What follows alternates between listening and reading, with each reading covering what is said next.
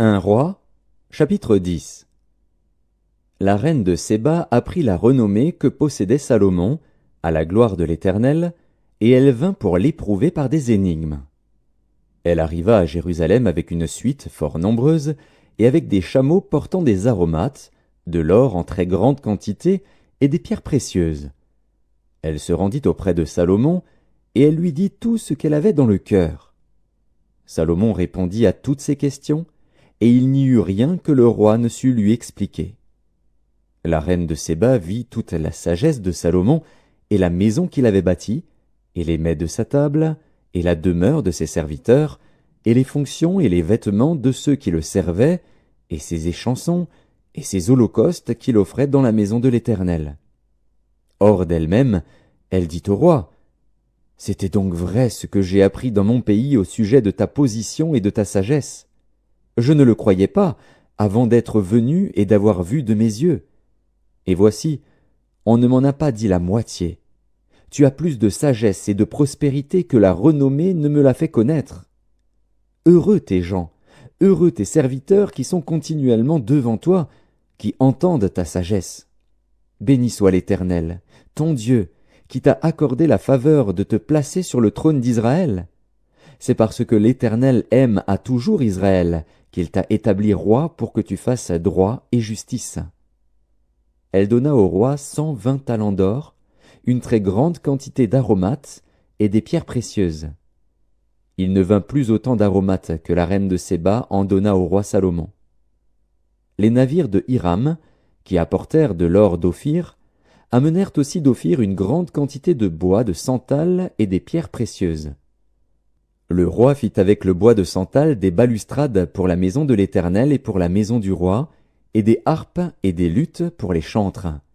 Il ne vint plus de ce bois de santal, et on n'en a plus vu jusqu'à ce jour. Le roi Salomon donna à la reine de Séba tout ce qu'elle désira, ce qu'elle demanda, et lui fit en outre des présents dignes d'un roi tel que Salomon. Puis elle s'en retourna et alla dans son pays, elle et ses serviteurs. Le poids de l'or qui arrivait à Salomon chaque année était de 666 talents d'or, outre ce qu'il retirait des négociants et du trafic des marchands, de tous les rois d'Arabie et des gouverneurs du pays. Le roi Salomon fit 200 grands boucliers d'or battu, pour chacun desquels il employa 600 cycles d'or, et 300 autres boucliers d'or battus, pour chacun desquels il employa 3 mines d'or. Et le roi les mit dans la maison de la forêt du Liban. Le roi fit un grand trône d'ivoire, et le couvrit d'or pur. Ce trône avait 6 degrés, et la partie supérieure en était arrondie par derrière. Il y avait des bras de chaque côté du siège, 2 lions étaient près des bras, et 12 lions sur les 6 degrés de part et d'autre.